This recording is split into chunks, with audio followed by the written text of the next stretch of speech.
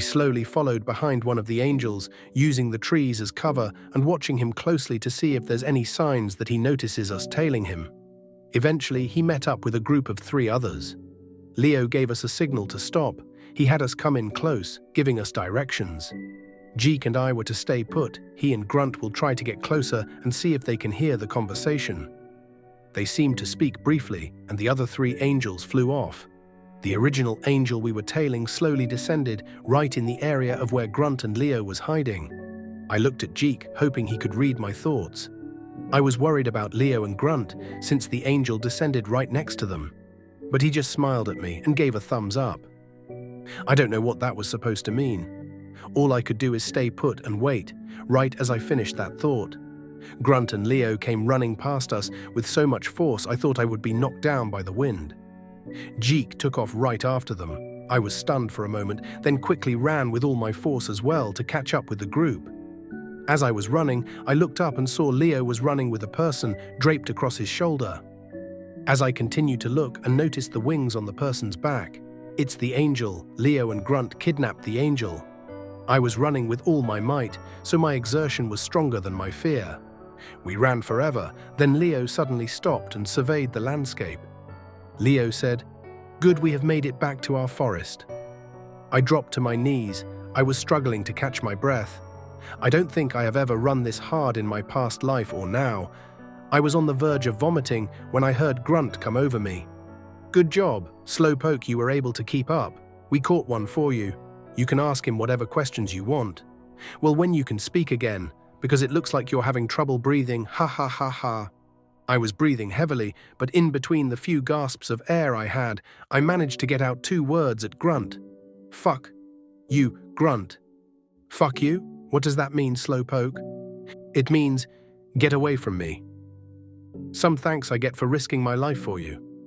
Grunt then grabbed my water sack and drank all the water in it, saying he dropped his during his heroic run, and he'll take mine as payment. Honestly, I was beginning to get over our first meeting and thought he was a good guy after what Jeek told me, but now I know he just has everyone fooled. As I finally began to catch my breath, I looked over at the angel laying on the ground at Leo's feet. I can't believe it's a real angel. Wings and all, it looks just like in the movies. I wish all this was a movie, but I gave hope a long time ago for someone to yell cut and turn off the green screen. This is just the world I live in, surrounded by these people from a desolate village and kidnapping an angel. Once he wakes up, I have a couple questions about the being. Hopefully, if nothing else, it gives me some closure. Once I stood up, Leo just said, "Good, we're ready to go." I guess everyone was waiting on me to calm down. He picked the angel back up, and we began our walk back to the village. I asked Grunt how they were able to catch him. He explained that while they hid behind trees, the angel just happened to land right in front of them. They could tell he had no idea that they were there. As the angel was standing there looking at the sky, Leo took a sack that he had and quickly ran and pulled it over the angel's head. That's when Grunt ran out and hit him as hard as he could in the stomach.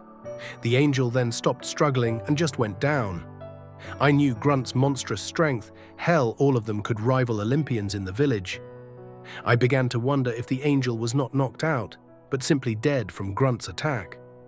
But those worries were unneeded, as I saw the angel fidget a bit. I took it as signs of life. Once we got back to village, we went straight to Leo's home and sat the angel in there, tying him up so that he can't fly away or do anything. Leo left Jeek and I to watch him while he goes to get the village chief and a few others. Jeek's curiosity got the better of him, and he started to touch the wings of the angel. This caused him to wake up and began flailing around on the ground. He was getting aggressive to the point I thought he'd knock himself back out on something else. At that moment, Leo walked back in with the village chief, Teara, and another person I didn't recognize. Leo said, "He's awake, good, relieves us of some waiting. Al, could you explain to them what you told all of us about these angels?" Of course, in my old world, there were stories of these angels who do the bidding of God. They come down to the human world and watch over us. When I saw him, I knew that he was an angel instantly. "Oh, and what about this one? Looks like the ones from your world. You have first-hand experience of this?" the village chief asked. "No, in my old world, I have never seen one with my own eyes and have no prior experience." Then how do you know that this is one such being that is doing the dirty work for that other being? We have been in this world a long time now, and this is our first time seeing such a thing. There were stories and images of what they looked like in my world. When I saw him, he looked so similar I knew it had to be an angel. Once we ask him some questions, you'll see what I say is true. Leo interjected, "Exactly, so let's get this started." Leo went and took the sack off of the angel's head, and what we saw was an impossible handsome man. Bright blonde hair that seemed to glow. Perhaps this is where people get the idea of halos from. Even his eyes were a bright yellow as he glared at us, as if the glare would be enough for us to drop dead and he can walk away. Before we could say anything, he lashed out. "How dare you do this to me? I am the son of our leader, I am the next in line, and you dare to take me. This injustice will not be taken lightly. My people will come and raze you all into the ground, into nothingness. Release me, and I'll at least ensure your children live, as our servants." Once he finished his monologue, Leo calmly walked over to the angel and smacked him as hard as he could. I could hear echo throughout the house. If someone was standing outside, they could probably hear such a smack as well. The village chief then urged Leo to be calm. "We are here to ask questions, not to torture." Of course, he was just being a bit mouthy. He needs to understand the position he is in. We are going to ask the questions and you simply answer. First thing, what do you know of the being that brought us here? The angel began to talk, though there was a hint of fear in his speaking. He quivered away before saying, "Being? He is a god, something a mere mortal like you could never understand. He is the savior of my people, and we revere him as such." "So you do know the being? Then why did he bring us here to this desolate land?" "I don't assume to know his thinking, but if he brought you to this land, it was probably for good reason. You should be more appreciative of him." Then I saw anger on Leo's face. He has always been calm and composed. A perfect leader, I understood why the village chief wanted him to take his position. Right now, the fury on his face is anything but the calm, composed leader I once saw. Appreciative of what? For bringing us to this land of nothing, making us eat leaves and eggs for every meal. No matter how much we search, there's nothing here. Nothing. It's a wasteland that we are barely surviving off of. Year after year, search after search, and still we find nothing. The angel smiled slightly. "You sound ungrateful." Leo stomped towards the angel, lifting him off the ground. "Ungrateful? You are the ungrateful one. You should be grateful that I don't take my knife and plunge it into you right now. What is there to be grateful for? Should I be grateful my wife died when we first came to this world, huh? Should I be grateful that she was pregnant and we couldn't save my son? He died with her. Tell me what there is to appreciate and be grateful for." Then the village chief came and put his hand on Leo's arm. "Leo, that's enough, set him down. The conversation is a bit heated at the moment, and you have lost yourself. Let's lock him up in the middle of the village, and we will revisit this tomorrow." Leo sighed and dropped the angel. He didn't say a word, and just walked out the front door. We all stood stunned. The village chief rallied everyone and had Grunt take the angel to the building in the middle of the village and sat the angel there. We all walked over together. We began to leave, and the village chief walked by me saying, "I respected Tiara's decision to bring you here. She's a good judge of character. I didn't know what you would bring to this village. But now I see, having you here will bring nothing but misery. If this angel is truly what you say it is, get your information, find that being, and leave this village." I didn't say anything. I just walked back to Tiara's home. She was here playing with the baby. She playfully said, "Daddy's home," when I walked in. She handed me the little girl. She told me that she will need a name eventually. Even if I didn't want her, she's here now and I should treat her accordingly. However, I don't see anything good when I look at this child.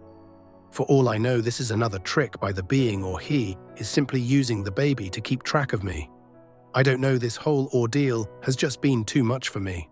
I thought death would be easy, but it turns out it is the hardest thing I have ever done in my life. It got late and we all laid down to sleep. As I sat in the living room, I couldn't sleep. I couldn't stop thinking about the chief's words. I decided to pay a visit to the angel. Maybe if I can get answers on the being, I can leave this world. I snuck out and went to the building we were holding him in. The angel was fast asleep. I shook him awake. As he slowly woke up, the angel in a sleepy state said, "What, you came to beat me some more? I can't answer your questions if my brain is rattled, you know." Then once he fully opened his eyes and looked at me. "Oh, it's the frail one. Well, you can take your fair shot at me as well. I doubt it would hurt though." "Stop bullshitting. I want to know more about the being." "More? What more is there? I told you what I know." "Where is he? How do I contact him? You have to know a way." "Why would you want to know that? Besides, I don't know that either. I'm simply a young angel, as you keep calling me. If you want to know any more, perhaps my grandfather would know. He is the oldest of us and has spoken to the being on occasion. At least that is what I'm told, but he's back at the village, and I'm a bit occupied at the moment." "Okay, if I let you out, you have to take me to your village, and I want to talk to your grandfather." "Sure, I'll take your deal, frail man. As long as I'm away from that beast, I'll let you speak to him." I snuck the angel out of the village, and we began walking through the forest. Even though I know there's nothing here, a forest is a forest, and at night it was eerie. I couldn't tell which way was which, and simply guided the angel along. This will take forever if we keep trekking like this. At least untie my wings, I can carry two. And we can be at the village before morning. At this pace, I doubt 5 moons would be enough time to make it there. We will probably be discovered, and there will be 2 prisoners instead of 1. Not that I don't mind the company. He was right. At this rate, who knows when we'll get there, or even if I'll make it there. Leo clearly has a lot of animosity at the being, and if he finds out I freed the angel, something worse may happen to me. I agreed and freed his wings. Finally, I can stretch a bit. "Okay, let's get moving, frail man. Hold that rope tight. You don't want to fall mid-flight." I wrapped the rope around both my hands and was ready to go. The angel began to position himself like he was going to fly. Then at that moment, he lunged at me. With his wings free, he was able to get good momentum, knocking me into the tree behind me. I hit my head and my grip on the rope loosened. The angel then hurriedly ran and jumped and began to fly. The rope was still hanging from him. I tried to get up and catch it, but it was out of my reach. And after a couple minutes, he was out of my sight. I sat against the tree, my head pounding from being pushed back. I don't know what to do. I'm scared to go back to the village. I just released the angel, and he's going to go back to his people. Even I don't know what the consequences will be. Should I just leave now, just as the village chief wants me to? I would still have to go back for the baby, though. Could I even survive out in the forest myself? Could that baby even survive? I just sat at the tree, contemplating what to do, until I eventually fell asleep, to which I was woken up by a barking dog and Grunt's shadow covering me. "Hey, dumb, this is twice now I found you passed out in the forest. You want to explain what you did?" I tried to have the angel take me to his village so I could find out more information about this world and that being. And as you can see, it didn't turn out too well. He knocked me out and flew away. "Yes, because you were weak. Why did you not wake me up?" I had no answer for him. I had no answer for anything. He reached his hand out and helped me stand up. I think Grunt could tell just how defeated I felt. "Leo and the others will not be happy with you." "I know. Do you think I will be kicked out the village?" "I'll try to talk to him. From what I see, you're weak, stupid, and a coward." "Thanks, Grunt. But you're not a bad guy. Maybe I can help them understand that." I appreciated Grunt's kind words, but as we reached the village and I looked out at Leo, I felt that all of it wouldn't matter. I'll be kicked out the village and left to wander the forest on my own. Maybe the angels will spot me and put me out of my misery. Or maybe Leo will do it right now and save me the trouble. Hopefully a third chance at life will be better than my second. When I arrived and explained to Leo the same thing I explained to Grunt, he didn't say anything, just a glare, and walked away. I simply stood with my head down, scared to look at anyone. That was when the village chief came to me. "Looks like there's even less reason for you to stay now. I hope you consider moving on soon." Those few words, and then he walked away as well. Then I, with Grunt, walked back to Tiara's home. She was out doing her village duties and looked like she took the baby as well, to show her off to the others in the village. Grunt and I just sat in silence. He finally spoke. What's your deal with that being anyway? Why is he so mad at you? I died of old age in another world and then fell down to a world of nothingness. The people there knew nothing and were nothing. It was a bland world. I was restless about it, that something was missing. That's when a snake came and offered me fruit. That if I eat it, that restless feeling will go away. The fruit was on an altar and was clearly marked so people wouldn't go towards it and eat it. I ignored all the warning signs and ate it anyway, giving me all the knowledge back of my previous world. The being didn't like that and sent me down to a garden. There I was comfortable. Then once again the snake offered me some fruit. I was instructed not to eat any fruit from the tree, but ate it anyway at the snake's encouraging. To which the being took a rib from me, created a baby, and sent me to the forest you guys found me in. I think that covers everything. Wow, tricked by a snake twice. You are pretty stupid. I couldn't do anything but laugh. He was right, I am pretty stupid, I guess. What of Leo? He was pretty mad yesterday. What is his problem with the being? Grunt sat for a moment contemplating and then decided to speak. Leo had a wife in our old world before we came here. His wife wasn't the strongest woman. You mean like Tiara? No, my sister is an outlier even to most strong women in the village. Leo's wife was sickly, but she was getting on fine, as long as she didn't force herself too much. They were managing along fine. Then she became blessed with a child. Leo was worried, and a healer of the village wanted her to drink a potion to eliminate the child growing inside her. Naturally, she refused it. She wanted to have the baby for Leo regardless of what happened to her. She was having around-the-clock help. Tiara especially helped a lot in taking care of her.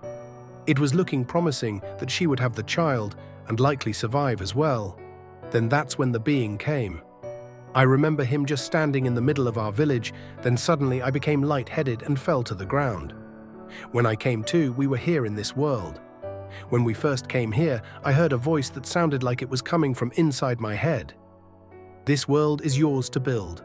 Every building you see here was built from these trees from scratch.